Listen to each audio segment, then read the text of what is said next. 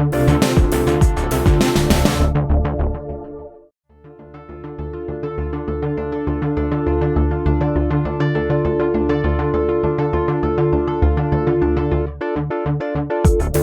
may not have the answers to life, the universe, and everything, but we do have most answers to your questions on all things mobile technology. Thus, we're going to do our best to answer those questions on episode 042 of the Pocketnow Weekly, the once-a-week podcast from Pocketnow.com where we discuss smartphones, tablets, and the state of mobile technology in 2013. I'm your host, Michael Fisher, editorial director at Pocketnow, and I'm joined today by our editor-in-chief, Brandon Miniman. Good morning to you.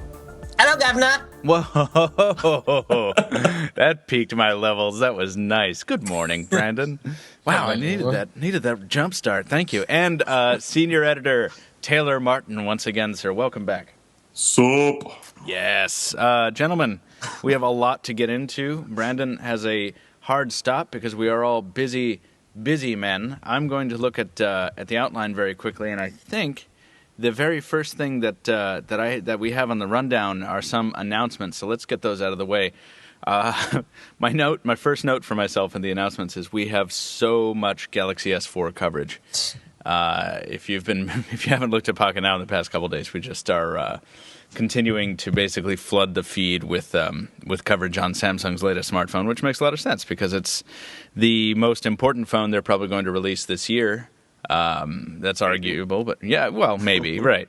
But at any rate, we are doing our best to give you as much coverage on every possible feature and every possible angle. So I just uploaded a bunch of that, and I think are we winding down on the Galaxy S4, guys? Because I tried.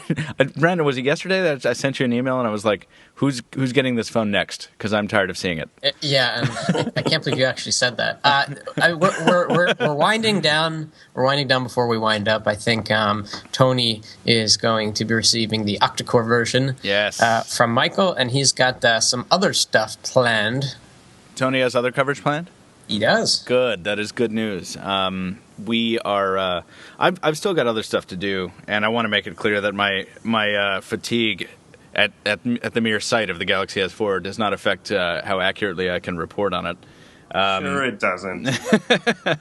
You know how it is when it's like you're responsible for the flagship review, and you're like after 13 days or however long it's been, you're just like, get out of my face. I don't want to look at you anymore. It's a lot of pressure. So what are you using now, Michael? I am for a daily driver? I mean, yeah. I'm still using the 4, but when I am through, I am going to go back to the 1 because I'm not yet through assimilating that experience. And I took the 1 to a party recently, a house party, and I took a bunch of photos. And the gallery, everyone's like, "Oh, send me your pictures." And I'm like, "Okay." And I used the is that house party music? I used the HTC Share and the what is it? What I did an article on it. What's it called? Video highlight. Yeah. I used video highlights to capture the party. Did you see that? Did you like it? Yeah, I saw your video highlight on Facebook. I mean, you weren't fooling me. I mean, I think some of your friends thought you painstakingly put together, a bunch of images and so forth. I gave all credit to HTC. While we were at the party, oh my gosh, he's amazing. God, he's incredible. No, so I'm looking forward to going back to the 1 as my daily driver for a little bit to kind of extract more juice from that. I'm also looking forward to spending a little more time with my Lumia 920, which I just compared with the Galaxy S4. So. There's a couple phones I'm looking forward to having a look at, and I think we're kind of due for an after the buzz on the BlackBerry Z10, right? Oh boy. Yeah, so there's... Man, that thing's still around? Yes, which is why we need to do an after the buzz on it, right? Because everyone's forgotten it exists. Nobody's forgotten the Q10 exists, by the way. We're still trying to grab our review unit there. But I have one more announcement before we get off Galaxy S4 stuff for a second. Go to Brandon's thought thread. We are announcing a new feature, and the announcement post will go up shortly after the podcast post does today, so you should see it already by the time you listen to this.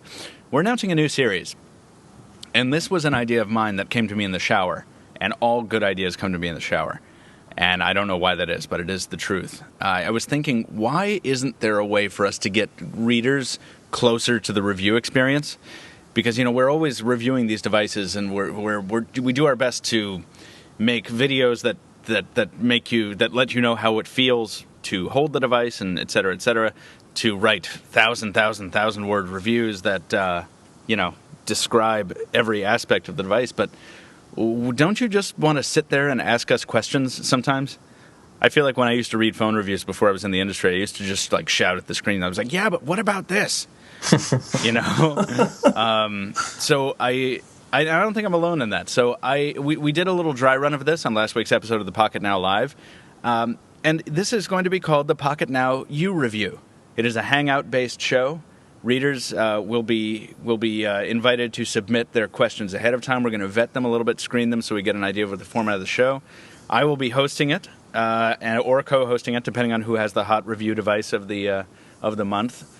We think this is going to be basically a monthly show, but possibly bi-weekly if we get enough review devices in. And basically, readers, you just get to ask anything you want about the device. You want me to run a benchmark on the air? Fine. You know, you want to know how the volume keys feel? You're fine. How does it stand up against a hammer?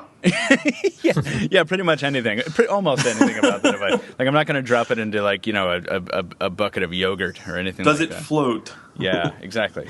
But anyway, with those mild exceptions out of the way, we'll have more details on the post. But that's going to be the Pocketnow U review, and I'm very, very excited about it. And I don't think we've scheduled it yet. But Brandon, you're busy, and I think I asked Taylor about this yesterday. Taylor, you want to be my co-host on episode 1 there, or one of them?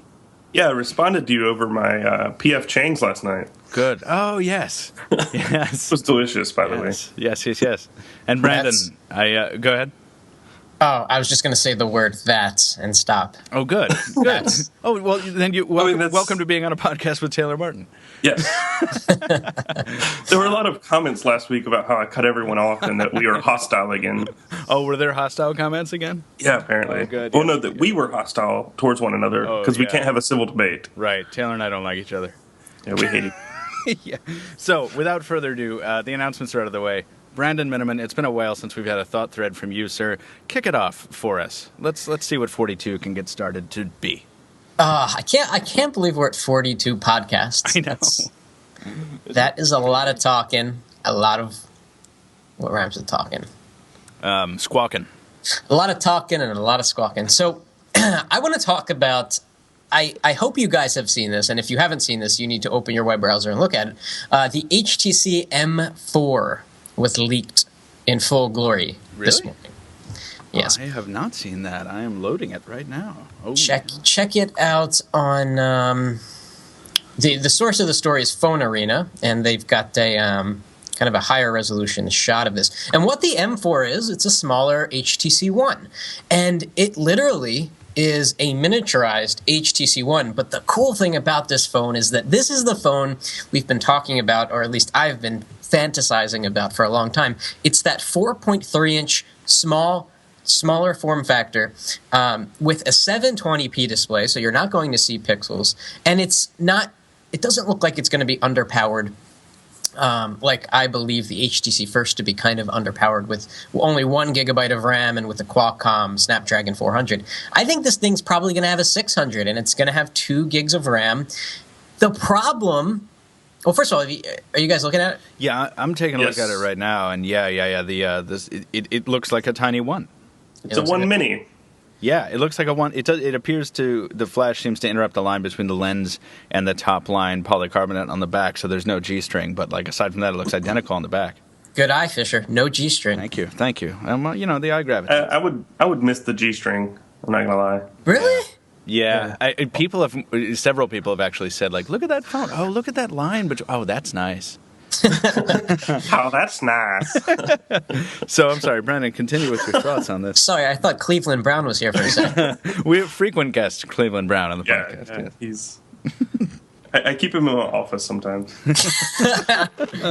Oh man. So I was looking at the M4. First of all, thinking about what this thing's going to be called, because it's got to have the One branding, and they've already taken the 1S. They're not going to do the 1S2. They're not going to call it the HTC One Mini, because that's Samsung's thing. And then my other thought was, this thing looks too similar to the HTC One, and it's going to be a little upsetting because you're going to be out and about, and people are going to be like, "Yo, dude, is that a One?" And you're going to be like, "No, it's the One Mini," or whatever the heck it's going to be called. But that's exactly what HTC wants. This product is so different, and it represents a whole host of features with boom sound and a great screen and thin form factor and metal metal design, that HTC wants to connect all of these products together. And we were talking about this on Pocketnow Live, how they're probably going to do a tablet based on all of this stuff. Sure. And so, like, the only thing that makes this phone different than the one aesthetically, besides the size, which from across the room might not even be perceptible, is the speakers. They kind of stop. They're not as wide. Do you guys notice that? Yeah, they've got like a rounded corner to the machined drill pattern up top there and bottom. Yeah. They don't reach to the outsides of the buttons like the one does. I'm holding it right now and looking at it.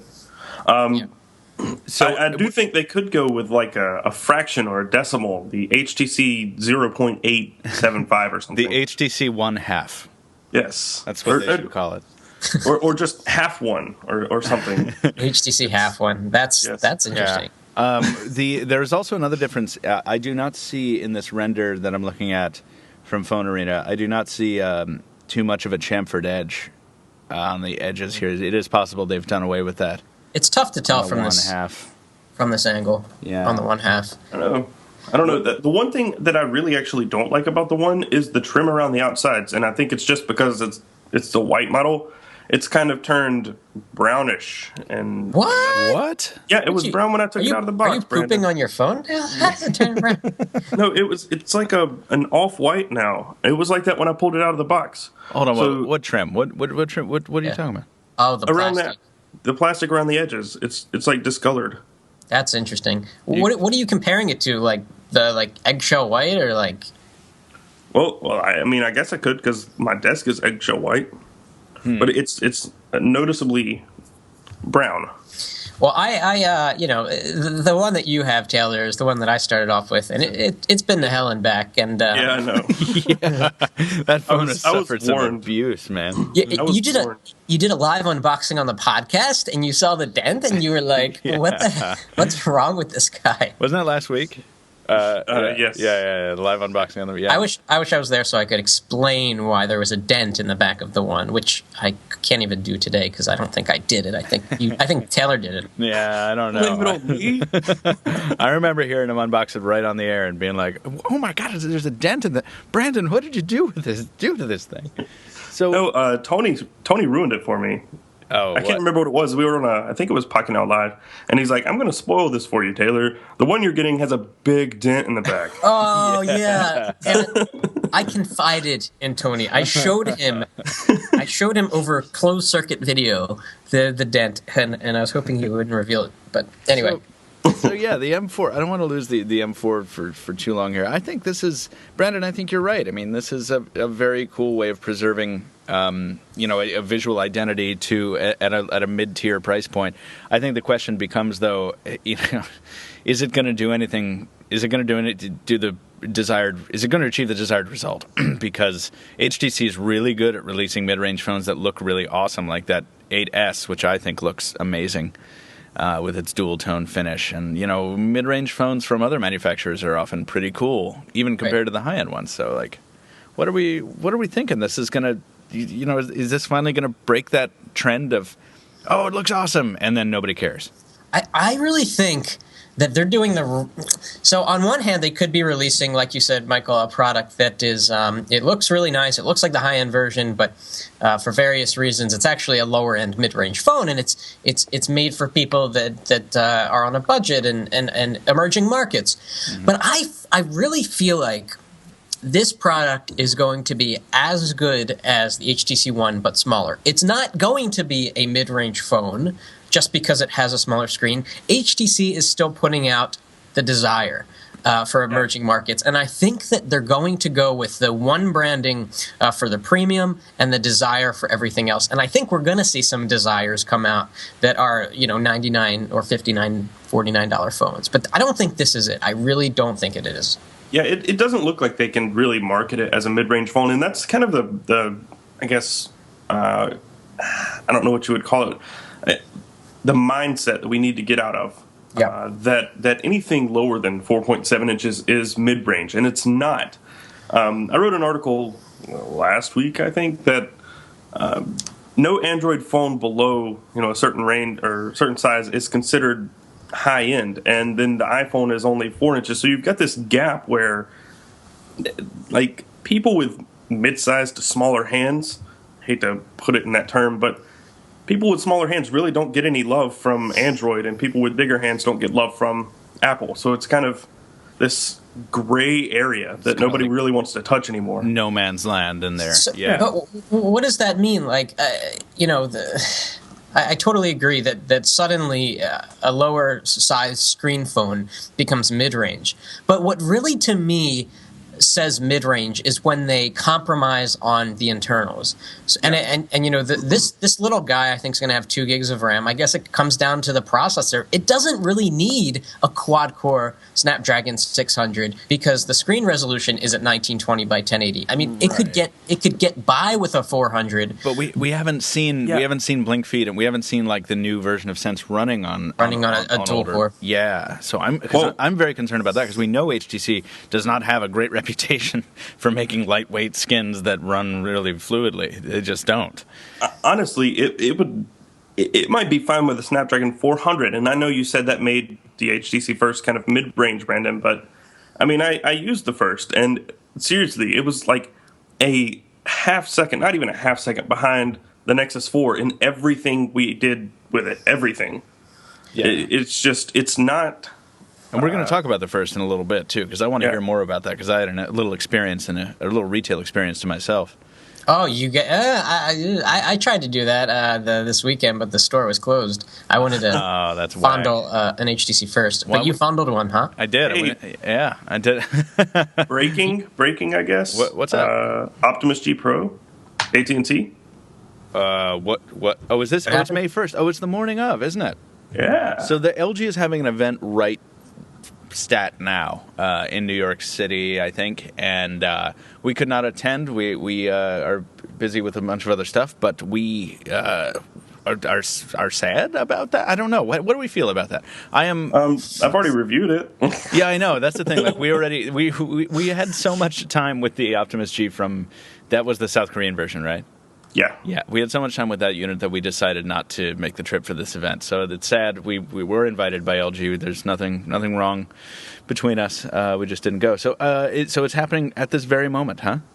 Yeah. I just got an email saying it was announced. It's officially official now. Cool. Oh, there's my email to you. It's $199. Anything about it that's like? Yeah, that's the question. What's different? Is it cool? I'm looking. I think it's got exactly the same everything. 1.7 gigahertz quad core, 2 gigs RAM, 5.5 inch screen. Yeah. It's all the same. It might not have like 25 gigabytes of bloatware, but other than that, right? Big old system image. Yeah. Okay, so that's and cool. an antenna. I'm sure it doesn't have that either. No, it doesn't have the antenna. I wonder what they use that space for when they take out that TV band antenna. The rumor was it was going to have a stylus. Oh, see, that would make sense, but it probably doesn't, right? I'm looking at a press image. It looks like it's just rounded off. It looks different. It looks really nice, actually. But does it have swagger? Maybe a little bit. Black phone with a blue LED notification light button. All right, you've piqued my interest. Let's stop talking about this phone because Okay. I'm down with that because I know that its looks are deceiving. It feels like. So I can't even find the image. McDonald's. I can't find the image. Taylor, what are you doing here? Oh, gosh. Do you guys not get emails? Oh, att.com/Optimus G Pro. There it is. Oh, snap. Except that redirects me to just a generic landing page. Awesome. Oh, boy. Awesome. This isn't going the way we thought it would. I don't want to. I am now fully disenfranchised with this. So. There. I just emailed you guys. Did you? Yeah. Why don't you just use the Skype chat? Because I tried and I couldn't. All right, I haven't gotten your email, so let's let's move on. They were direct downloads. That's why. All right, once they come in, let's talk about it. Let's move on, please. Final thoughts on the M4. I think we're all three of us are excited, and we're curious to see whether this breaks the pattern. Am I right? Giggity. Yes. Yeah. Not for my personal use. My hands are too big. You know what? For my personal use, it might work out nicely, but I don't think so because I think the One does it for me. But let's talk a little about the One. I changed up the rundown a little bit, guys. You might want to refresh your screen because since we were talking about the One and its new little sibling, I wanted to ask Taylor Martin about his experience making probably the most difficult comparison video you've made at Pocketnow because of some technical difficulties. Oh my gosh! So, I spent probably a total of 12 or more hours on this, probably more than that. All the while IMing me for help, and I'm sitting here with my own comparison, like I'm just like pulling my hair out, making other videos. I'm like, Taylor, I absolutely can't help right now. I'm so sorry. The extent of my help was just a shoulder to weep on. That was it. Well, then you're welcome. So Taylor compared the One's camera performance both before and after a software update, or was it just a camera firmware update? Set the stage for us, Taylor. It was a little bit of everything. There were some bug fixes from what I've told. I haven't really noticed any performance increases or anything. It was a general update, so making everything a little bit better. And what did you find? But the primary focus was the camera, improving that. And one of the biggest things that they changed was the tendency to overexpose in non-HDR photos. So that means, for people that don't know what that means? Yeah, okay, so if you're taking a picture of, say, a field or anything that includes maybe the sky or something really white, or close to white, I guess I should say, if you take that picture before the update, that white will be just, bam, blown out white, no detail. So if you're taking a picture of a field and there are clouds, it's going to be solid white, like there are no clouds, and it looks kind of strange. Mm-hmm. After the update, if you take that same exact picture, the clouds are visible. I see. So what it does is it underexposes the whites, kind of like an HDR mode in normal use, I guess is the best way to explain it. Does that darken areas of low light too much? Does that like render things in shadow almost black, or what? How's the balance there? It did darken the non-whites too, so the darker parts of the photo got a little darker, but it was hard to say. It was kind of like I guess true to life was almost exactly between the two.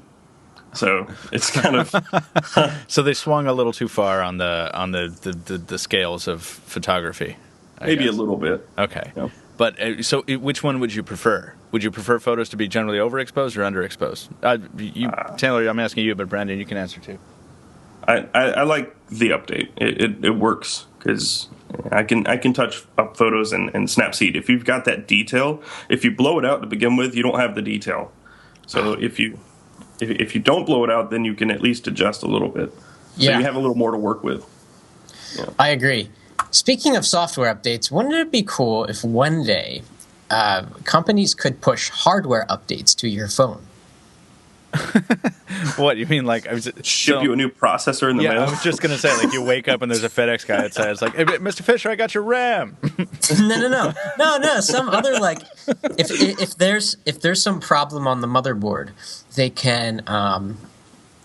I don't know. This is really futuristic, but there's like a little. There's some nanorobots inside your phone, and they can be programmed to like solder new connections and swap things. Okay, so that's way futuristic. But actually, hold on. But there is a thing. If and when 3D printers become so commonplace that they are in every home, there is that option, right? I mean, so of course, 3D printers can't replicate these like 28 nanometer components, but maybe something else, maybe something a little bit simpler, like something that might plug into, say, a USB port or something. You've put my brain into strange, flexible speculation mode, Brandon. That's interesting. One way that could actually work is fitting a phone with more specs than what's capable or what's necessary. And Turning stuff on. So say you have 4 gigs of RAM, but you don't really need that right now for anything ever. In a year, you might. So you get a software update that would enable the other 2 gigs of RAM or something like that. You could do something to that extent. There is a good example of that, actually, in the Lumia 920, which I just discovered the other day. I learned something I didn't know. Filming my Lumia 920 versus Galaxy S4 comparison, I found out that the 920 is actually certified for Bluetooth 4.0. The hardware is capable of supporting it. It's just that it's hobbled by the OS, which Windows Phone 8 does not currently support anything above 3.0 or 3 point something. Yeah, that's exactly what I'm talking about. Yeah. Kind of like Pebble did. Oh, right. It's got a compass in it and all kinds of things that aren't functioning right now. So, can I say Pebble's Twitter account is one of my favorite Twitter accounts out there right now? Can I say that? They're great. They have so much. I enjoy talking to them. I'm glad we're Twitter friends. They tweeted my article. Yeah, that made me happy. Yeah. They're really good. I mean, obviously they have some interest in doing that, but they're also really cool to just interact with. Oh yeah. What to hang out with on the weekend? Yeah, absolutely. It makes me feel repeatedly and unnaturally irritated that we actually weren't able to attend the Pebble event at CES. Well, you were missing out because I was sitting there hanging out with the CEO, so whatever. I actually chatted with him for a few minutes, and he's really cool. How do you really pronounce his last name? Something like that. Yeah, I thought it was something. Let's talk about the Galaxy S4 just for a couple more minutes because it is still the news of the week. I did a comparison, which you can view on Pocketnow.com, comparing the GTI 9500 octa-core variant with the SPH L720 Sprint variant that we've had for a long time. So I actually currently have 3 Galaxy S4 devices in the office right now. Maybe that's why you're tired of it. That could well be. I can't turn around without seeing a Galaxy S4. And I'm happy to answer any questions you guys have about the octa-core device. In fact, if you have any, I would like it. But I should mention up front here that I was a little surprised by how different the experience is not. Because that octa-core, and people are going to complain in the comments that I am calling it an octa-core. And yes, I know. As my friend Chris Larson told me, that is not an octa-core processor. It's a weird Frankenstein monster that's not going to do anyone much good. It's 2 quad cores. Exactly. It's 2 quad cores kind of glued together. Yeah. But that's fine. I think that's a pretty cool idea. You have one Cortex A15 and one A7 or something like that. Or 4 and 4. Go ahead. It's like tying 2 dirt bikes together and calling it a 4-wheeler. Yeah, that's the extent of it. Right. That's how ridiculous it is. Yeah, but one of your dirt bikes is optimized for forest hills, and one is optimized for urban driving, and you just kind of hop between the two in 20 microseconds, which is thank you ARM's website. I think Go ahead. I think it's a reasonable thing to do. I mean, the dual-core and quad-core phones that we have now that we don't make fun of are work in a similar fashion. They only have one core working most of the time, and then they pump up the juice to the other 3 if you're playing a game or something like that. It's just right. I think that's okay. I think it's a good idea. I mean, I think the beef that people have is that Samsung is characterizing it, even right on the box, as like octa-core, and really. I don't see the objection. There are 8 cores in this processor. Fair enough. I understand that only 4 are going to be active at any given time. But the bottom line is that the end result is an almost identical experience, which, if you look at it from one perspective, is quite an accomplishment. That Samsung has managed to make these 2 devices with completely different guts behave essentially the same. So that's pretty cool. This has happened before. The quad-core Exynos Galaxy S3 had 1 gig of RAM, and then the US version had the S4 with 2 gigs of RAM. Right.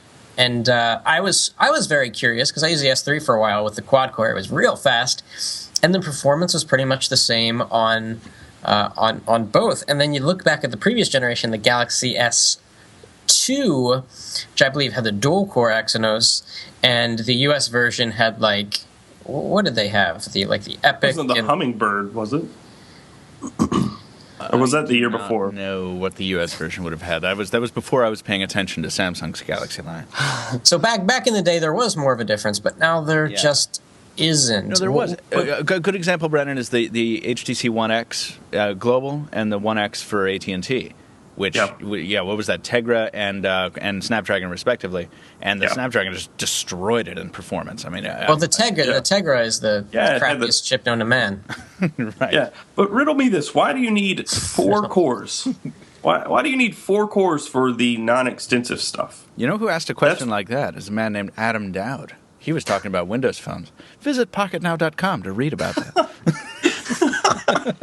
Sorry. But seriously, why do you need 4 cores for stuff that doesn't need 4 cores? Does that make sense? You don't. You have them on standby for when you do. So, but when you do need them, you switch to the more powerful chips.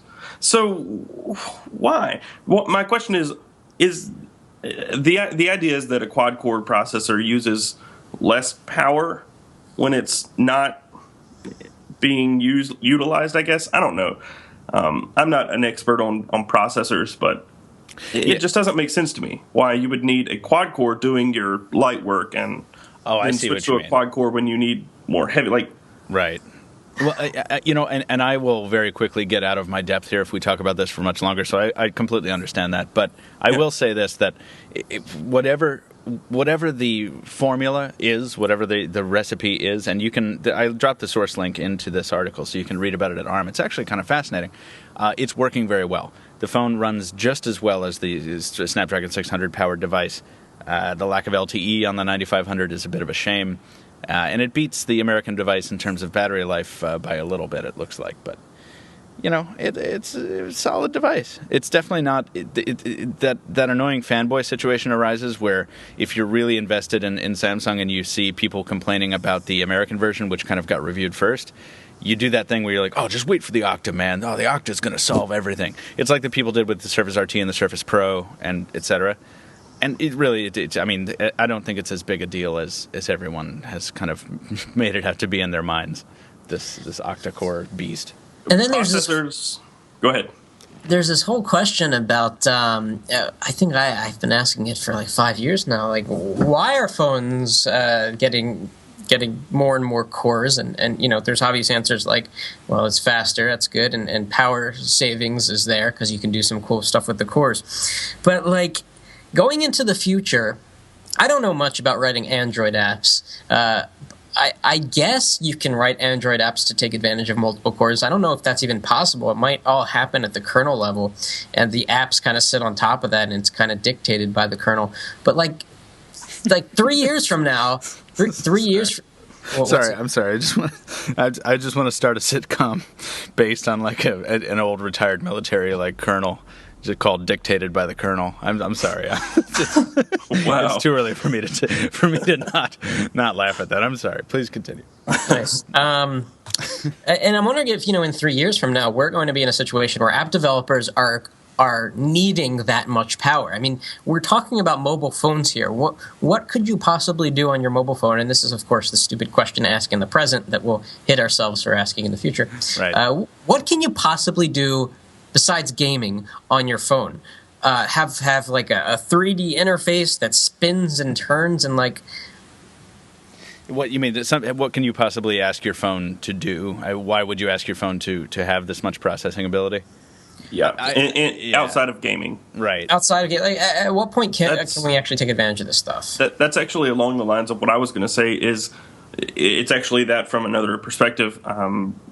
Processors are so advanced now that outside of gaming, they're all the same. On a very, I guess, they're not the same. They're going to be different. They're going to perform faster, or they're all built on different structures. But the problem is that they're not problem. But the great thing, I guess, is the way to say that, is that they're all going to perform in day-to-day usage almost identical.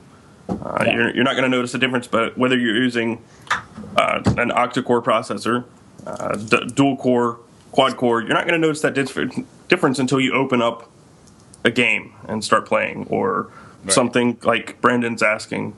And it was very interesting to see differences in gameplay on one particular title, my favorite game to reference always, Rise of Glory. Sky, not Sky Defenders, but Sky something else. And it ran with considerably more lag on the quad-core Galaxy S4 than it did on the octa-core Galaxy S4, despite the fact that the quad-core one performed more poorly on the 3D Mark gaming benchmark.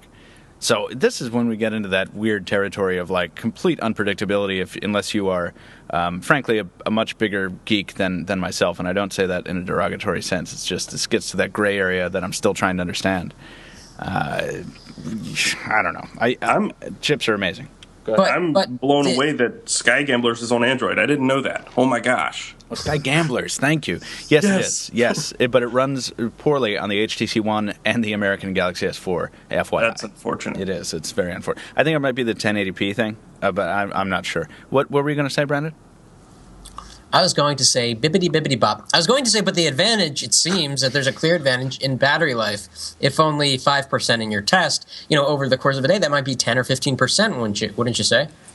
Yes. I did that interesting kind of reality test. I wanted to see what it would be like if I took two phones out on the street that were prepared exactly properly. Like from the out-of-box situation, I'd installed the same apps, the same home screens, the same accounts. They are identical devices with the notable and annoying exception that one was on AT&T and one was on Sprint. So yes, that throws a bit of a wrench in our comparison, but we didn't have a choice because of the devices we have. And I wanted to see how they performed if you took them out in public and did exactly the same thing on each one at exactly the same time. So it was weird. For 2 hours I was out there, like every time I sent a tweet, like I had to tweet twice. So I'd tweet from one phone and then I'd tweet from another. And then I'd have a 3-minute phone call on one, and then I'd have to find somebody to call for 3 minutes on the other one. So it was exciting and it was fun, and as a result, I was able to determine that when I came back in, there was 5%. The American one trailed the Octa in terms of battery life consistently by 5% during the whole test period.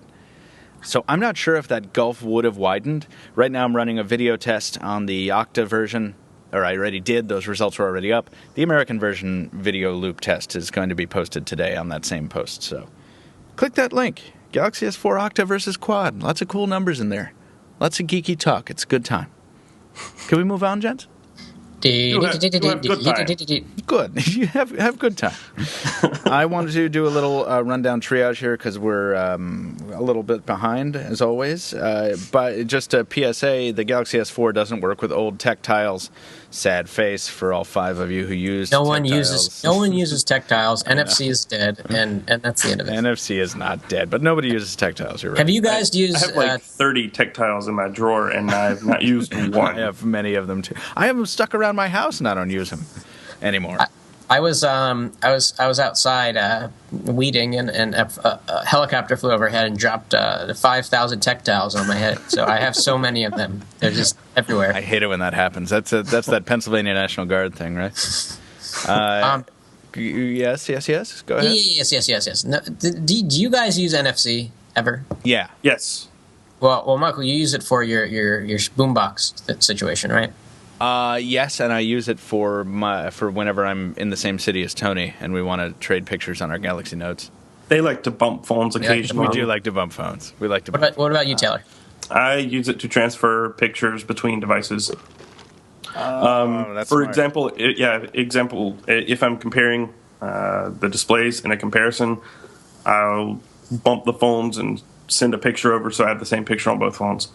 It's just the easiest way to do it. That's what I want to do. I want a computer with NFC that enables that. I want to be able to bump my phone to my computer and just dump the entire picture library through Wi-Fi Direct or something. Yep. But you can do that Through without Wi-Fi NFC. File Explorer? Through AirDroid, Wi-Fi File Explorer, a bunch of different ones. Right, I know. Or set up your own FTP. Yeah, right. But then I'm typing 10.1.10.26:8000 or whatever. Like I don't need that hassle. We got NFC, man. Bump. That's the future. Bumping phone. Ideally, that's what's going to happen because NFC is so cheap. You could just embed it somewhere in the front of the computer and just lay your phone down, and it'll connect. But Brent? I don't know. Apple doesn't. For me, Apple doesn't care for NFC apparently. So because it's stupid. That's why. Yeah. They don't do stupid things. I feel like NFC and like QR codes should get together and go bowling. They should get together. They should get together and jump off of a.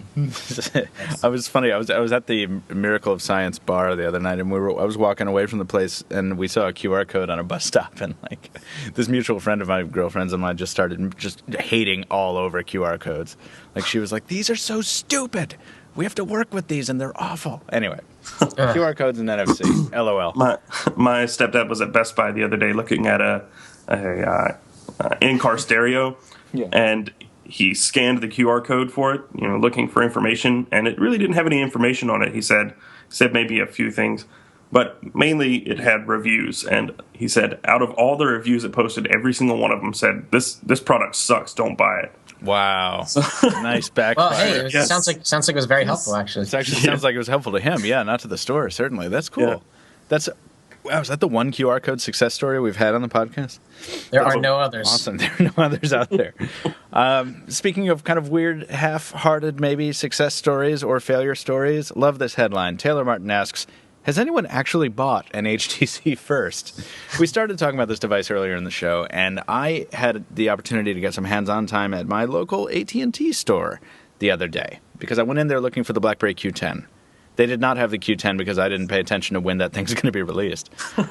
So, yeah, read up, do your research before you go to your carrier retail store. What did you think about the first? What did I think about the first? I thought, I'm walking the store and I see it, and I'm like, oh, the first.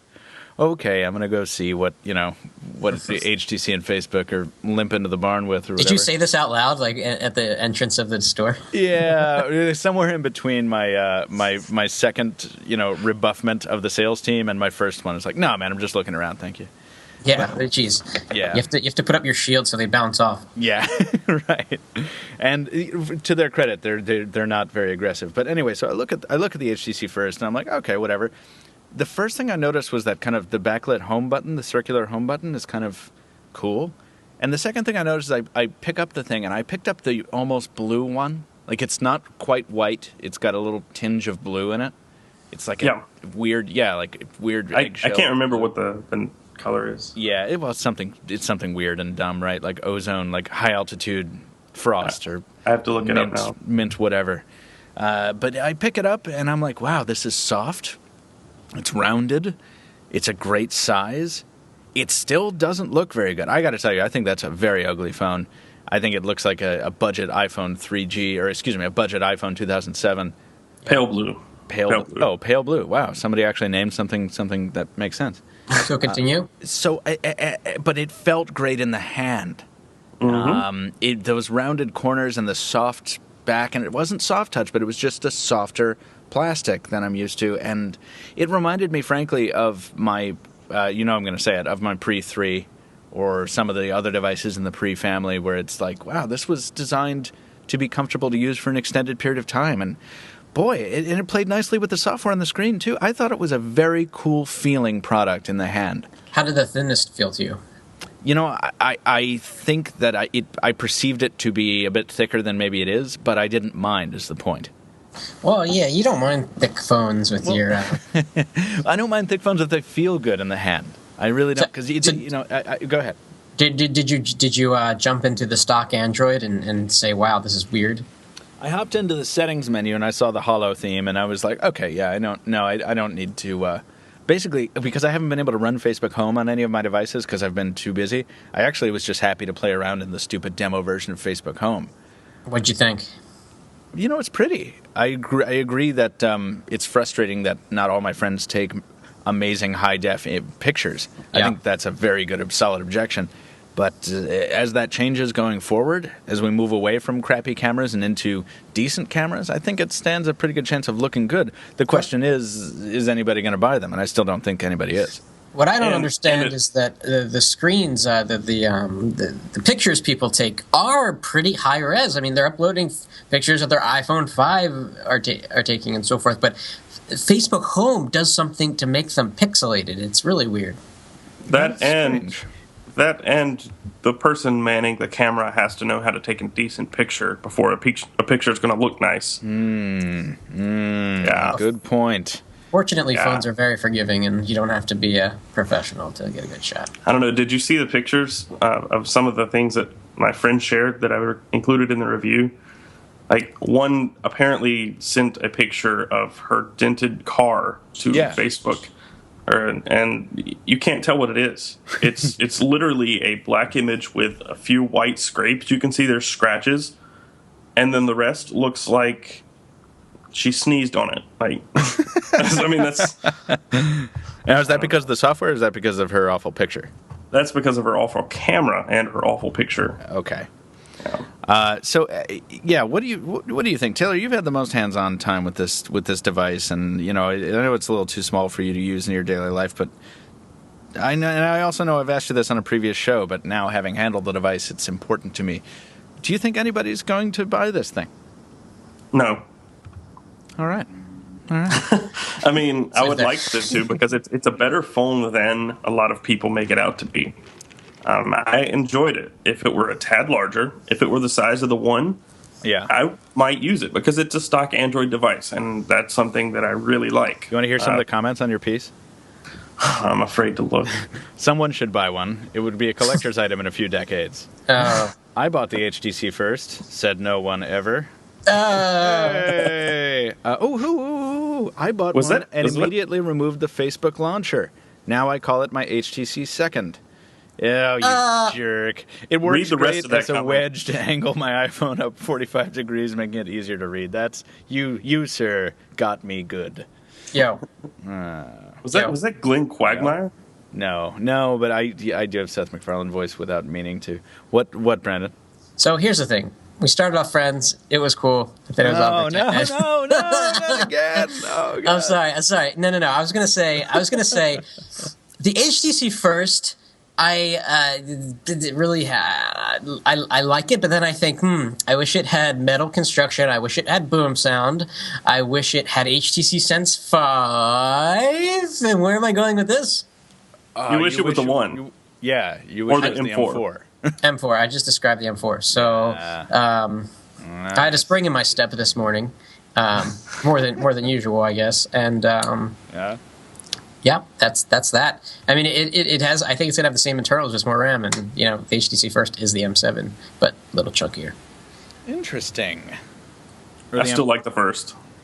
Yeah, I do. I like it a lot better. I think if I would say this to listeners, if you have made it a habit of bashing the first or completely ignoring it, go to your local AT&T retail store and hold one in your hand and see if you feel the same way. Or just take my word for it. Or just take Taylor Martin's word for it. Nothing is worse than going into a cell phone store and you see they have a nice spread of models and you walk up to it and they don't work. Oh, with the dummy phones with the cardboard screens? Yeah. Forget it. If you still do that, I understand if you're a third-party dealer that does it because maybe you don't have the money to have a whole line of demo units or maybe you're in a high theft area. But, yeah, I took my dad shopping at a couple cellular retail locations recently, and out in the boonies, that's all you have is third-party cellular retail locations. I used to work at one, and God, I saw more than my fair share of cardboard-screened POSs. And I'm like, and then the most annoying thing is when you ask about a demo unit, and they actually don't even have one they can show you. Yeah. Where it's like, so I'm supposed to buy this thing sight unseen? Like what? No, take it out of the box. I worked at Best Buy Mobile, and we would open, generally, if it was a high-end device or something. I mean, if it's a low-end device, we just said, screw it, because they didn't sell that well. But if we had a new high-profile device, we would just open the box as soon as one came in and play with it for a couple days and use it as a demo device. Yeah. We did that sometimes when we had to improvise. If we didn't get a floor model. Let's talk about that. Taylor, you bring up an interesting point, which will let us segue into Windows Phone here. High-end and low-end devices, and low-end devices not selling terribly well, and things of that nature. Are you synonymizing Windows Phone with low-end?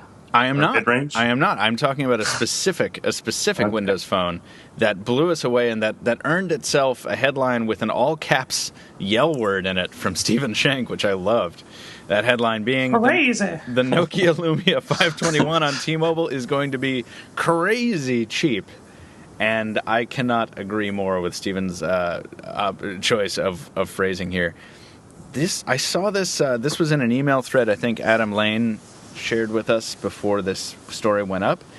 The Lumia 521 is a T-Mobile variant of the 520 we saw at Barcelona, and which we handled, and which seems to be pretty cool for a low-end Windows phone. And it looks like the pricing on this sucker at full retail is going to be at $150.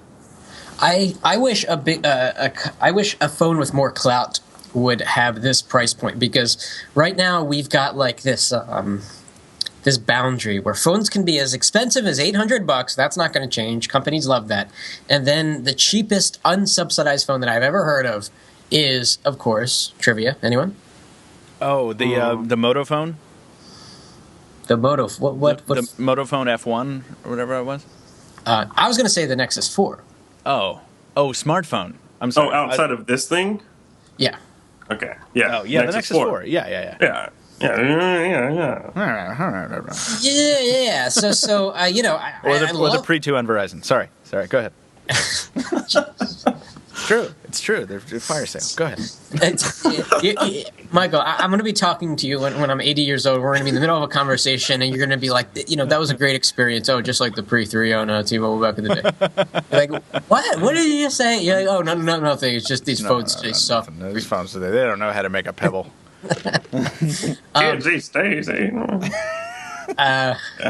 So what were you saying before I derailed you, Taylor Martin style? And, it's awesome to see these prices go down because they set precedents, and right. Maybe more phones will come out at this cheap for unsubsidized because people are, I think, buying a little bit more off contract. And but Nokia isn't stranger to selling things no contract. Not at all. Or relatively cheap. I mean, the Lumia 900 was $440, I think. No contract when it first came out, like the day they launched it, was $440. Well, they had some funny things going on, right, with AT&T, or was that not a carrier thing? Was that retail? I don't know. I don't know either. But you're right. Nokia has some experience doing this. But also, what's cool about this being a Windows Phone thing, and yeah, your initial reaction is like, oh, okay, whatever. It's a $150 smartphone, cool, but it's a Windows Phone, and who wants that? But the thing is, Windows Phone 8, because it runs so consistently across all hardware levels. Like, I can't tell you how many... Remember that time that I reviewed, like, 4 mid-range Windows phones in a row? They all responded exactly the same, and they all had pretty much the same guts, and this one doesn't look to be too different. And I've had some hands-on time with it, and it's not too different. It's very responsive. It's very cool. It's always very responsive because it's Windows Phone. It's got a pretty big app store at this point. It's a solid smartphone choice for $150. It's a steal, man. It's great. I'm not adverse to buying one as like a backup, just in case. Exactly. I kind of just want to go out and buy it just because it is so cheap. I'm not going to do that, but I would like to do that. I've done that so many times now that I just can't do it anymore. Yeah. While we're talking about Nokias and Lumias, Nokia has scheduled a Lumia event for next month. This is probably the biggest news of the Windows Phone week. This is something scheduled for what? 14 London? Yeah, May 14th in London. So that's actually this month. Sorry, it's May 1st. That's in almost exactly 2 weeks. And I think that's exciting. Brandon, maybe you can tell us if anybody is going from Pocketnow, because I genuinely don't know this. Are you flying me out there to cover that?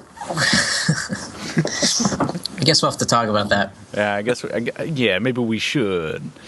It would be really, really awesome. Either way, we're going to cover this remotely or in person. But the thing is, I'm very excited. I think this has a very, very good chance of being that announcement we wanted to happen at Barcelona, but just wasn't the time. That's a unicorn device, you know it. You think that EOS is BS? I don't think so. I don't know. We'll see.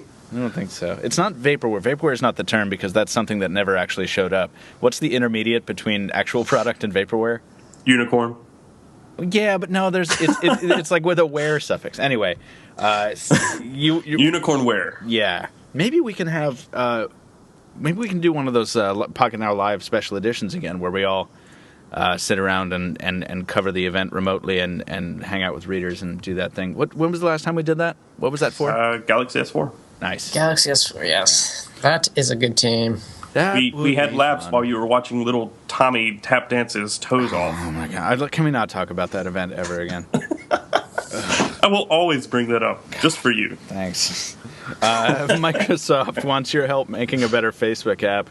This is funny. Now, Brandon called me out on talking about WebOS too much, so I can't make the comparison I was going to make before, which was another WebOS comparison. But Microsoft has built its own Facebook app in-house, obviously for Windows Phone. It is not a Facebook-built app. And now they are crowdsourcing this. They have launched, what is this, a beta program? You are a software company. Do it yourself. Wow. I'm sorry, but you are a software company. Yeah, you made the operating system. You can't make an app. Did you guys see that Microsoft research product? I went crazy on Twitter and Facebook about it, that projects the environment onto your wall around your TV. What does it do? The environment outside? No, the environment in your living room. It makes your living room like a gaming scene. You haven't seen this? No, I gotta tell you, no. Home entertainment systems are not my thing. No. This is futuristic stuff. I mean, whether you like it or you don't, you're gonna pop a cap. Whether you like it or you don't, you're gonna like it. Wasn't it rumored that the 720 would have that built in? Yeah, the new Xbox, but it doesn't look like it will. No. But it might come out in the future. Michael, check either remind me or I'll send it to you, or you can check my Twitter. I'll do that. This thing, like, if you like. Amazing technology. This is going to blow your face off. Like I do like amazing technology. I do. I want to keep my face. But let's talk about amazing technology in the form of this light field camera. Can we? I feel like, speaking of unicorns, this has been the thing that's been hanging around on the fringes of the mobile space for like ever. I remember hearing about this a couple of years ago, maybe, where light field. Who's behind this? What's the name of the company? Litro. Well, Litro, yes, but there's also Pelican Imaging, which is, I think, the company behind the whole thing. I was watching the video right before we came on air. Anyway, Nokia has invested in this industry called light field cameras, and as well as Apple. Apple has invested in them as well. Mm-hmm. Did you guys see that app, Taylor? You might have seen it. That it's an iPhone app that basically does this. No. Yeah, all right. Well, listeners, if you're not familiar with this, what it does is it lets you take a picture that basically captures all the information it needs for all focus levels. So after you take the photo, you can change the focus of the photo after the fact, and you can even send it to other people. And that sent copy also contains all the information necessary for them to edit it. So anybody can change the focus level, the focus point of the photo at any time, which is just incredible.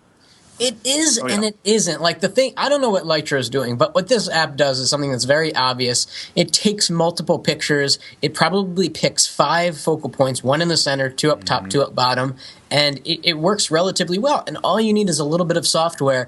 And the problem with this app is that it took too long, because it had to take 5 pictures, but it did it in like 2 seconds, which is like a long time. Oof, So helps to hold still, because what you see a lot of the time is it jumps around in an HDR shot. Oh man, if you take a picture of like a dog shaking his head, like I did once with an HDR mode, it's like terrifying. You have a 2-headed dog hell beast. It's horrible. The old hell beast, huh? Yeah. You tell that hell beast to get. I feel like we're about to start a Wesley Willis song here. I have been thinking about terrifying things recently, but this is an awesome thing. This light field camera could be amazing. I agree, Brandon, that it's like, okay, whatever. Once you disassemble the process, once you understand its underpinnings, maybe it's a little less impressive. But the results, this feels like something. And Taylor, you're right to point out that Apple invested in this, because this feels exactly like something that Apple would chart out at the reveal of a new iPhone. They'd be like, look at this. Isn't this amazing? And you just have to sit there and be like, yes, it absolutely is. I only know that because I wrote an editorial about it, of course. Back in the day when I wrote editorials 4 times a day.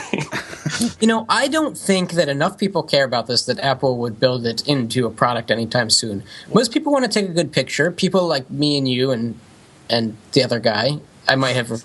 Who knows who I just referred to? By the way, do you know what you just forget my name? Do you know what you could be? Do you know what you could be talking about? Like, if this was 2008, Brandon, I could take your phrasing and apply it to HDR or something else that Apple introed. I feel like this is tailor made for something that Apple would introduce to the public. Because think about it: who outside of tech circles knows what Litro is or what light field imaging is? Not many. Heck, who inside of tech circles really? I don't know what it is. I just know what it's supposed to do. Most people, the average user, doesn't even know that there's an HDR function on their camera. Right. It's great. It's great to have. For. What's that? Or what it's for. Or what it's for. But when go ahead. So hostile. I hate you all. You're right, but wouldn't you agree that, like, when Apple made a big deal of HDR, it kind of improved the public consciousness of high dynamic range imaging? Maybe. But my point is, Brandon. Maybe. Is that what I sound like, Taylor? I was trying to beat you. But I forgot your name, so I want to address you directly. I didn't forget your name. I just referred to one of you as you and the other one as you. And I said you and you. And who knows which you I said. Who knows, really? So you forgot both of our names. It's cool. I just found some sweet magnets stuck to my lamp, by the way, in case anybody was interested. With light field. the I guess selling feature of light field is that most people don't know how to focus their cameras. They don't understand that focus and exposure is based on where you tap in the viewfinder on your iPhone or most other cameras. Mm-hmm. So they hold their camera up and they hit capture, and they're focused on a freaking tree in the background and all the 50 people in the front of the picture blurred. Yes. Well, fortunately, and you're totally right, Taylor, that people don't even know that you can tap on your screen to get to focus. Fortunately, if you don't tap on your screen, I think most camera software tries to guess what you're taking a picture of, and it does a pretty good job at it. Yeah, but especially if there's a face in the shot it can recognize or something like that. If the faces come out very good. But I think what happens is that people accidentally press the screen and then the tree gets focused, and then you get like these pictures showing up on your Facebook home that are so blurry and crappy, and you're wondering how it happened. And the answer is... are we supposed to answer? I thought this was rhetorical. I was coming full circle. See what happened there? Come on, guys. The answer is the HTC One half. Is Litro or light field? The answer is yes. But the answer is the octa-core processor. Here's the problem. Outside of the software with that app, I don't know the name of it. Outside of that, the only way to capture light field is to have this enormous sensor that's an inch thick. That's the problem. That's why I said it's not likely that Apple would do it in the next 2, 3, 4 years. These guys said that they started with a Litro camera that was, I think they said, the size of a room. Because it captures light, not just image information. So they started with that, and they said they can press it down into that 1 inch by 1 inch square that's like 4 inches long, which is the Litro camera. And they said the reason that it's so expensive is because they had to cram so much into that sensor. So that being used in a phone in the near future is highly unlikely. Plausible, but unlikely. You know, I was having a nice Wednesday. I was feeling good about the future. I was feeling good about maybe where we were going. And now I'm just, thanks, but Taylor. Maybe you'll get a true peer view Lumia there. Made it better. Yeah. Anyway, this has been the Pocketnow Weekly. We'll see you later. Taylor Martin. Can we just killed your dreams? just pulled the rug out from under me. No, that's good to know, and it's good to be anchored to solid earth by a heavy chain. Thank you. Brandon, have you used Google Now on iOS?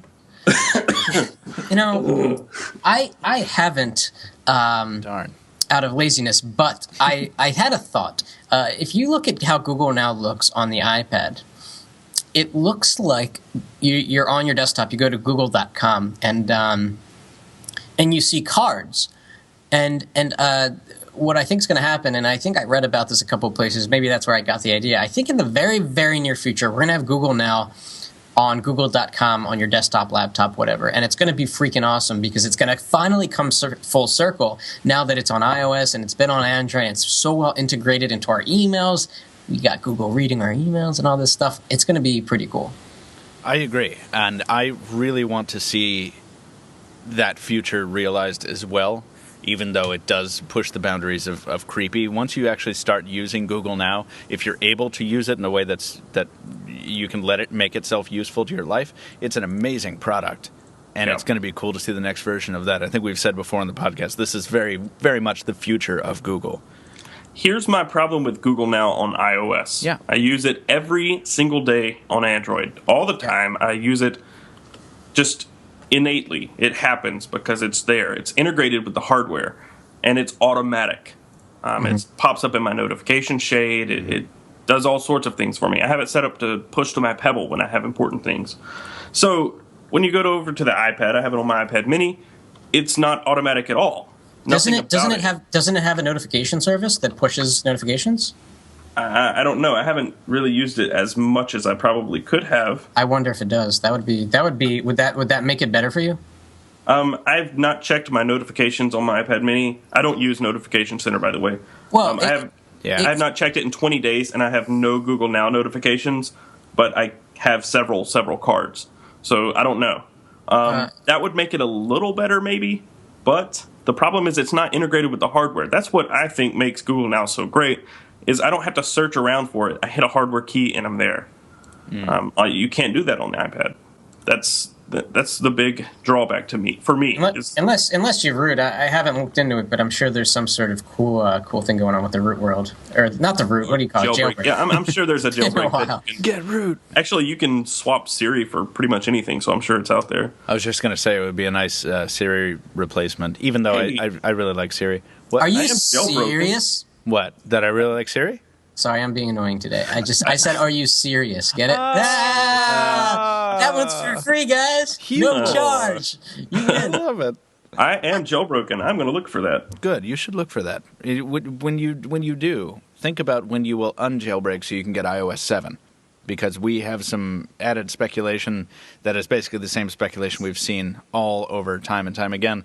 iOS 7 may be flatter, folks. Dude, that was such a beautiful segue. I couldn't even interrupt that. You didn't even have the spirit to crush it, did you? I didn't even see it coming. That was beautiful. Boom. That was art. Well, iOS 7 hopefully will be another form of art, because I think we all agree that Apple has a lot riding on it, and the new build is supposedly being developed under the codename Innsbruck. And I've been lazy. I have not Googled to see what reference that term what clues that term might have within it. And it's said to function in largely the same way. This is rumors coming to us from 9to5Mac, and shouldn't be any more difficult to use. I certainly hope not. I don't see Apple doing any kind of crazy gesture stuff, or anything that Windows 8 is doing, or anything like that. So we don't really have much new information in terms of iOS 7, but I thought I would drop it in because we don't often have iOS news at this time of the year. And part of the reason for that is because Apple has intimated that we're not going to see any new hardware until the fall. And Jaime was real salty about that. Saw that. I saw, and whenever I see a post from Jaime Rivera with the Steve Jobs image, with the header image with that font that Jaime loves so much. I hate that font. It's basically it's like rip him about that font. It's like Jaime cutting his finger and painting over the screen in blood. Yeah. In like a fancy way that So Jaime was real bent out of shape about that, and it looks like he got his usual 40 million comments on one of his posts with that. So, that font is awful. Did you finally find it? Yeah. Yes. God, isn't it? It hurts my eyes. See, now I feel bad. Now I got to get Jaime on the show next week or the week after next to talk to him about his font choices. I'm stingy with my typefaces, and that's bad. No handwriting ever. That's worse than Comic Sans. It is worse than Comic Sans, isn't it? Because Comic Sans is ironic at this point. Anyway, we're talking about fonts. Basically, I put this in the rundown because I wanted to mention something. We all kind of seem, obviously, Jaime's been out of shape about this. We all want to see new hardware all the time. We're all maybe a little disappointed that we probably aren't going to see new hardware from Apple in the next month or so. But it is instructive to remember just how quickly this industry moves, and how maybe not really sustainable in the long term that is. And, we're talking about complaining about a company that is not releasing a new product because the last new product it introduced was when? October? September? Something like that? We're so whiny. It's just so funny. Complaining. I mean, it was seriously significantly less than a year ago that we got a whole new product family in the iPad Mini, and the biggest reinvention of the iPhone since the iPhone 4. So we need to kind of shut up for a second and stop whining. And this really is reinforced by my added time with the Lumia 920 yesterday and the day before when I was doing this comparison. And I'm like, but that's the flip side of it, though, because I'm trying to compare the 920 against the Galaxy S4, and I'm like, these things feel like they're from two different eras in terms of the sensor package, the processor, the display. So many things that the Galaxy S4, which just came out effectively yesterday, packs that the Lumia 920 does not. And so there's that element to it too, where the industry does move quickly enough to where after 6 months you're like, okay, where's the next thing? Come on. And I'm not saying that's healthy or unhealthy. I am saying I don't think it can last forever. But it sure is exciting, isn't it? Deep thoughts. Deep thoughts. I only respond when people say "in it." In it. Isn't it? Well, I can own that word. It reminds Isn't me it? of my favorite phone review lead-in ever. The Motorola i1 leaked, and it leaked like really hard a couple years ago in the form of some dude at a cell phone store starting his leak video, which was shot on like an iPhone or something like that. With, know what I'm going to do? I'm going to show you this phone. And I have forever wanted to start a video like that ever since I came aboard. So, Brandon, let me know when a phone deserves that treatment, will you? All right. Can we get the Motophone F2 in here? I'm going to start one with this phone's beautiful, isn't it? I have to. I can I let that out on a video? I feel like my southern side. Your southern. Oh, I thought that was your Cleveland voice. You got to just. Oh no, they're just so similar. We are going to move into listener mail here, but before we do, we're going to give Brandon his escape hatch because he's got to jump in his ejector seat and go parachute down to somewhere else. So, Brandon, before you go, and I'll remind you at the end of the show, listeners, but tell everybody where they can find you on the internets. They can find me. My Twitter is @BrandonMiniman. What other things are there that I can tell people? You don't do Google Plus too hard, and you don't. You're kind of not a public Facebooker, like I'm not a public Facebooker. What's with you guys? I'm public everything, always, every. Yeah, day. Like it's just that weird inner circle, man. I don't let if you're not my friend, I don't really let you be my Facebook friend. Oh, I don't add people on Facebook. It's just public. Then what's with you? Yep, Shut up, Taylor. Yeah. Anyway, find him at Brandon Miniman. He is our editor-in-chief extraordinaire. And what do you have to do? You got to go buy my London plane ticket or what? I've got to go send both of you a nice big gift. In the form of an RC helicopter toting an HTC First, right? Well, actually, I'm going to send the tactile helicopter over your houses. Oh, thank you, thank you very much. My neighbor. So this is what you do. So this is what you do. You get that Barney song. If all the raindrops were tactiles and bum-drops. I was trying to figure out a way to get in there, and I just go, "Hey, you could make commercials for Samsung." Yeah, we didn't get to that story. It's a shame. Get them kids on the tactile thing. Yeah. Send me some tactiles. I will appreciate that. All right. Well, thank you guys. Sorry for being a jerk face, but I do have to hit the eject button now. Cool, what man. A jerk. All right. Thank you for joining us. We will talk to you later. All right. See ya. Bye. Taylor Martin, you and I are left alone to deal with this specter of a horde of listener mail, which means two pieces of listener mail. Really quickly, we're going to read. We actually did get a lot of listener mail. Go ahead. The jailbreak.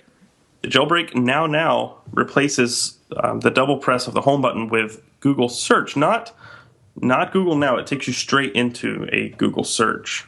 Oh! I just Google searched. Oops. That's kind of weak. Did you just install that now? Yeah. Was it on Cydia? Yeah. Well, now one word. I've got to find one that'll do just Google Search, so I can open up Google Now, or not Google Search, Google Now, Google Plus. Google Plus. Let's talk about jailbreaking actually real quick, because William Lee has written in with an interesting question. I wish Brandon was still on to discuss it, but since you, Taylor, also use iOS much more regularly than I do, it is great to have you here. William says, "Hi, I have a question regarding jailbreaking and iOS 7. I'm running a jailbroken 4S and has many extremely useful features installed. Just yesterday, I thought of reusing stock iOS, so I booted into safe mode, and after half the morning, I quit. Things are so dead." All right, so William is kind of bored with the stock iOS. And then I thought of the millions of people who jailbroke, and I wanted to ask, is this a feature on Apple's side?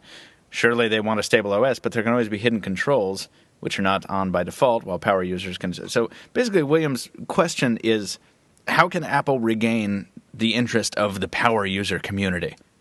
And he asks why there's no strong community like CyanogenMod behind iOS. And I think there is, but go ahead, Taylor. Well, one, because Apple loves to close things down, and jailbreaking is very minor compared to Android hacking and modding. And it's because you're not really changing the software at its core, you're just adding features on and unlocking things that you couldn't do before. Where on Android, you can literally just wipe it and put whatever you want on there. You can put CyanogenMod. You can put a million other custom ROMs on it. Or if you really want to, you could put Ubuntu or Linux or something else on it. So the extent of Android modding and hacking is, by nature, always going to be more extensive than iOS. So it is built into the fabric of essentially what started life as an open OS, and it's debatable how open it still is in its consumer form. But right. iOS is not open source, so you're never going to have that ability to completely change the software. And as a result, you're not going to have the widespread culture of modders that an open source platform can provide, just because of the nature of the thing. Yeah. Right. The extent of the mods are going to be like what I just did. I replaced Siri with Google Search, applying themes, changing icons, and that's really the extent of it. You can't really do anything major, but the lack of I guess marketability to power users is also a fault of Apple's, because they've updated the operating system, but not really in 7 years now? 6 years? 7? Right. Oh gosh, it's 6 years. 6 years, so they really haven't changed anything. They've added the ability to set a wallpaper and put folders on your home screen. They've added notification center that's just ridiculously busy. It's busy and useless. Well, I mean, it's not as busy as TouchWiz it's not as busy as Android's notification center, but it's just worse. It's undefinably, I just don't like it as much. The settings application has progressively gotten awful. It is so bad. There's so many things in my settings app. If you have like 30 or 40 applications installed, your settings application is ridiculous. Yeah, now that's a settings app that could actually legitimately use a tabbed approach or something else. Yeah, something. Yeah. And it's not intuitive either. There are things that are hidden when they shouldn't be. Like they had all of your old, connections, Wi-Fi and Bluetooth and all that hidden in the general tab before, and they pulled some of them out, left some of them in general, and it's just like... Are you talking about iOS still? Yeah. What are people doing? Because Samsung did the same thing. They screwed up their settings app completely. There's a My Phone tab in the settings menu. Guess where you go to find your phone number? Not there. About? Yeah. No, it's not even under there. It's like, oh my God. You can't find your phone number under the My Phone tab. It's like... Go into the phone app, go into settings, and... Yeah, or maybe you can, and maybe I just don't see it. I mean, I'm sure we'll get an angry comment from, see, you guys got to stop bashing Samsungs. I don't know. Go to the dial pound star pound 78798 pound star pound codes. Oh, they were great on dumb phones. Anyway... I used to do pound recoding on pound diagnostic menus on the old Samsung phones on Sprint. I did all kinds of stuff like that on my BlackBerry all the time. Oh, BlackBerry. But, yeah, that's how you would enter developer mode and stuff in the engineering menus. It was pound doctor pound 746906 or whatever that was. That's not how you spell doctor, but that's an awesome question. Thank you for it, and I think Taylor has answered it very succinctly. Yeah, you're not ever going to get that kind of mod on, or the level of modifications from Android on iOS.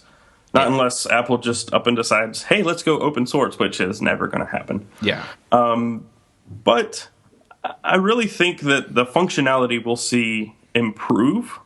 Maybe not this year, maybe not next year, maybe not the next year. But eventually Apple's going to realize that all of these other software companies are running circles around them in the mobile space as far as functionality goes. And I think they pride themselves in that partially because they're maintaining their roots and their principles that iOS was built on, simplicity. Mm-hmm. But that's at the expense of being able to do some pretty important things from your phone. We're seeing the smartphone evolve very quickly. So the fact that Apple isn't really keeping up with that pace shows that they're actually becoming sort of a BlackBerry or Research in Motion. They are. I mean, think about it. Everybody's asking for change, and they keep doing the same thing over and over. And they're like, "We're changing. We're getting better. We're improving." But really, they're not. Mm-hmm. So this update. Okay, so say they do go flat. It'll look great, but really, what's changed? They're going to ooh and ah people over the look of it, and not really change the functionality. That's my prediction. They might add some OS 10 features. I imagine. They'll probably add something else that they added. But the movement that we've seen from Apple in the past 2 years is that they're merging OS X and iOS, or at least not the operating systems themselves, but the experience between them, the connection. They absolutely are. And iOS is definitely taking point on kind of pushing them forward. I mean, their war on the file system is continuing. But they're drawing more features from iOS into OS X than they are features from OS X into iOS. Absolutely, because of that very thing. Because that's what they see the future as, is iOS, not OS X necessarily. Well, if that were the case, they'd be doing it the other way, wouldn't they? They'd be bringing OS X features into iOS, but they're not. They're doing it the other way. They brought Notification Center into OS X. Right. No, but I think the reason they're doing that, I think, is to gradually acclimate the desktop user to the mobile experience, so that when they switch to a more hybridized device, you see where I'm going with that. Yeah. I understand now. It's just...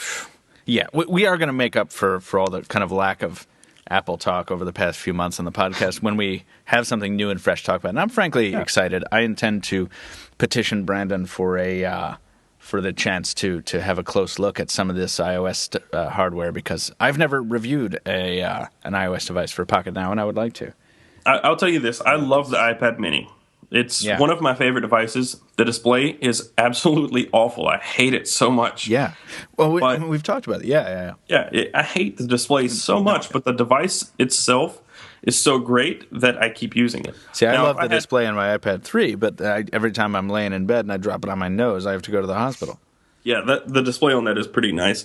But after using, I have a Nexus 10 and an iPad mini, and the Nexus 10, oh my gosh, the display is amazing. You have a Nexus 10? I do. Yeah, it's Pocketnow's. Maybe send me that.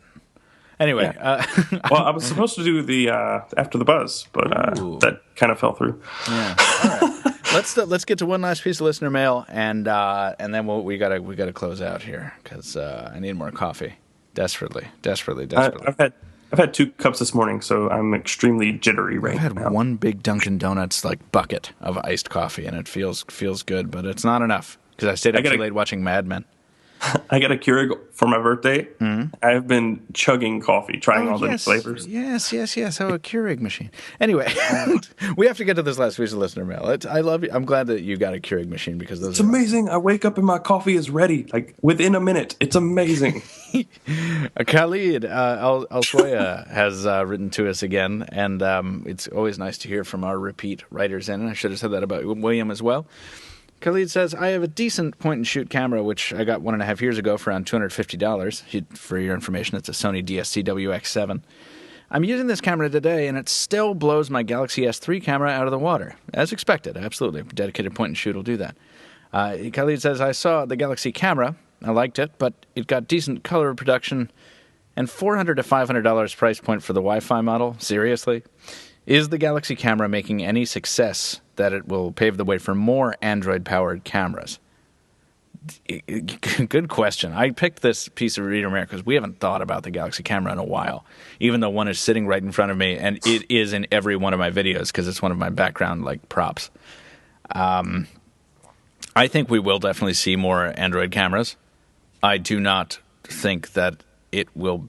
I think it will take a while for these devices to become the booming sub-industry that some of these manufacturers want, and I'm really not completely convinced that they can interact alongside smartphones with ever increasing coexist with better cameras on smartphones, is I guess what I'm saying. I don't know. You get into the photography field and I start losing a bit of expertise because I'm such a regular old Joe as far as that goes. But what do you think, Taylor? Well, this morning there was the Sony, I guess it's Honami Cybershot camera phone.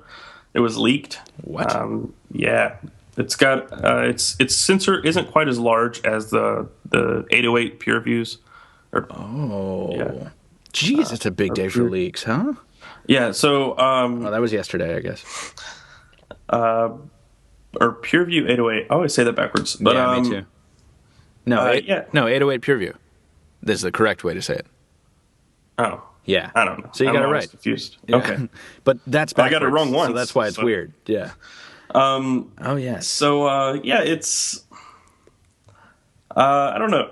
in regards to the question, I would say that yes, we'll see more Android-powered cameras, but no, we won't see many improved Android-powered cameras, and that's because Android itself is a limiting factor in image sensing. Android itself, and it's the chipset that they use. It's the compression that they have to use in order to produce these high-quality images. I don't know the fine details. I've read up on it and looked into it, but the compression from any Android, it's built into the operating system. And I don't know if you can with the Galaxy camera. You might know this. Do you know if you can manually change the shutter speed on the Galaxy camera? I do not think that you can. You can change the exposure, the white balance, the ISO, and I don't think you can change shutter speed. Yeah, that is one of the biggest problems with Android in terms of image sensing. Is all of the shutter speeds are manually coded into the software. You can't physically change those. They change based on exposure levels, but you can't change that. And that's one reason that low light isn't that great on Android. You have to, I guess, counteract it with either a better light intake, ultra pixel, for example, and all kinds of other things. Right. There's no, there's so many things about Android that limits. Yeah, there's so many things about Android that limits image sensing itself. Yeah. No, I completely agree, and that's one of the things that I've been very frustrated with on basically every smart device. Is like, why can't I manually set my exposure time? Can you do that on any smartphone? Can you do that on the iPhone? Yeah, you can do it on the iPhone. You can change the exposure time on the iPhone? Yes, that's what I was trying to tell you guys.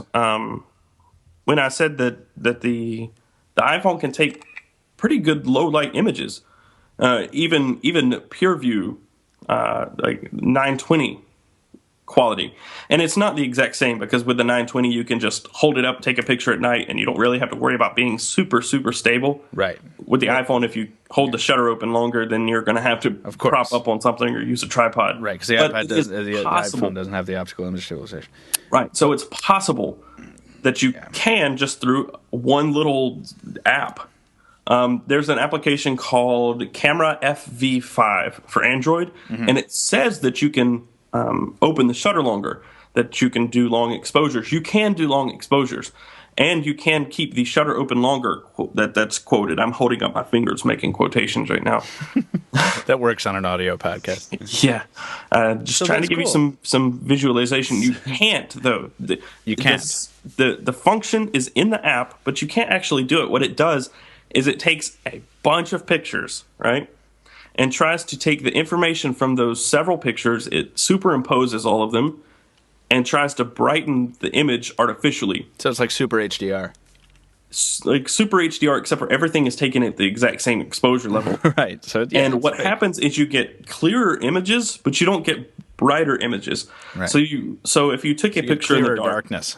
Yeah. Yeah. If you take a picture in the dark, you get this muddy, blurry, noisy image. Right. You take a picture with this, you get this slightly more sharp, muddy, blurry really dark image. Right, because it's dark. Yeah, right. Yeah. You don't get any more light. That's the whole reason that you hold the exposure or the shutter open longer. Right, and that's what I want to be able to do. And I completely agree that's. I think that was one of my big disappointments, if I'm remembering correctly, about the Galaxy camera, where I was like, oh wow, this is really cool. Oh, maybe I can finally change my exposure time. Oh no, I can't. Nope. And there's that. But yeah, go ahead. Are we still in the question, answering the question territory? One more thing. I can't let this podcast go. I can't let it go. I want to go. I need to go. I'm the host too. I gotta. Yeah. Go ahead. You will not leave this podcast. The Galaxy camera, another thing is that you still see the compression that you see on Android phones, the artifacts that wouldn't normally be there on any other point-and-shoot camera. So I had a similar camera to Khalid. I had a very similar, it was a Cybershot point-and-shoot from a few years ago. And it would take some really great pictures. I loved it. I sold it to a reader. Because I upgraded to the NEX5N or C3 at the time. But it took great pictures. And there really wasn't any artifacts. There was noise. There's always going to be noise in a lower-end camera. and artifacts, but it's just not to the same degree as you see with the Galaxy camera. It's like a fake bokeh. Like it's really awful, and you see that on every Android phone. Like So the you're saying- defocusing isn't real defocusing. It's like software enhanced focusing or defocusing. So you're saying that in order for us to see a future in Android-powered cameras like the Galaxy camera, this weird product hybrid category that doesn't really have a name, I don't think, we're going to have to see something, a much stronger offering than the GC100, this first pass of the Galaxy camera, right? Yeah, we'll see. We'll need Google to actually put a lot of effort and time into image sensing. Right. Before we really see a major improvement in image sensing. Because look at all the Android phones and the iPhone that all use the same Sony sensor. Yeah. But what phone gets all the notoriety for having a better camera? The iPhone. Generally the iPhone, yeah. Right. And it's because there are so many software optimizations. Apple just honed in on that and just made it perfect. And they keep pushing it with their latest ads, too. Yeah, it's like more photos are taken with the iPhone every day than with any other device. And with Android phones, you get these manufacturers who, they put a little time into the camera software. Some of them put a lot of time in it. Samsung throws a ton of features in to the Galaxy S4. That's what I'm saying. They throw a ton of features in, but they don't necessarily focus on getting the color reproduction perfect. Right. Or the exposure and white balance and everything else exactly perfect. You know, I don't think they have to. I don't think that needs to be there. You see, consumers are very impressed with a lot of Android smartphone cameras, especially if those Android smartphone cameras are attached to an Android smartphone with an AMOLED display or something that's really going to blow out the color on the screen. Oh yeah, that's all you need to do to impress most consumers. And then you move it over to your computer and you're like, oh, right. But I think with most consumers, and this is not me calling like everybody stupid, but I think what happens when you see that image on your device first, if you're a regular person, you're like, wow, that's beautiful on this screen. Oh my God.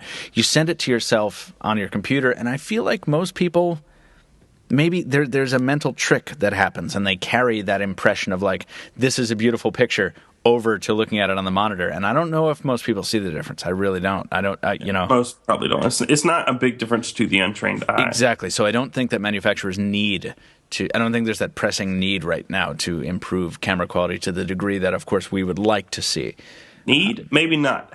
Should? Yes. Yeah, it would be nice, yes. But Kelly, I am not sure about the future of this product category, but that's a really awesome question, and thank you for sending it in. And Taylor, thank you for your well thought out response. Yeah, thanks. Yeah. I wrote an editorial about the Galaxy camera right when it was announced, and I said that, it's kind of foreboding and kind of bleak. A bleak foretelling for the future of Android cameras and Android smartphones with cameras. It's just like it shows the Galaxy camera enhances and amplifies all the problems that you see with Android camera, like smartphone cameras, on a larger scale. Yeah, throw in a bigger sensor and a device dedicated to taking pictures, and they're okay. Right. Yeah, agreed. You can get a cheaper point and shoot, as Khalid is saying, a cheaper point and shoot camera, a much cheaper, half the price, if not less, and it takes better pictures. There you have it. That's because it runs Android, and the software optimizations just aren't there. Thank you, Google. The Super Carolina Smackdown. Bam. The bottom line from Taylor I've been throwing bombs today. Microsoft. You have. Microsoft, develop your own app. Stop asking consumers to develop an app for a software company. Boom. Number two in a minute. Haymakers. And by the way, what's with this new corn liquor? I don't like it. Listen, I think we have to wrap it up, Taylor, because we've got more stuff to do. I've got to churn out some more content, and I know that you do as well. Yeah, I'm 2 days behind, and it's the third day in the week. Yeah, I know. Tell me about it. Yeah, I feel the same way. But for now, thank you for joining me, Taylor, and that is going to do it for episode 42 of The Weekly. Visit us on Twitter Brandon Miniman is at Brandon Miniman. Taylor is at Casper Tech. And as always, you can find me at Captain Two Phones. Follow Pocketnow officially at Pocketnow on Twitter, as Pocketnow on Facebook and Google+. Leave us a review on iTunes or Xbox Music if you enjoyed the podcast. That is really important to us. And if you have a topic or question for the podcast or you just want to say hello, email us podcast@pocketnow.com. Thanks for listening, everyone. We'll see you next week. What?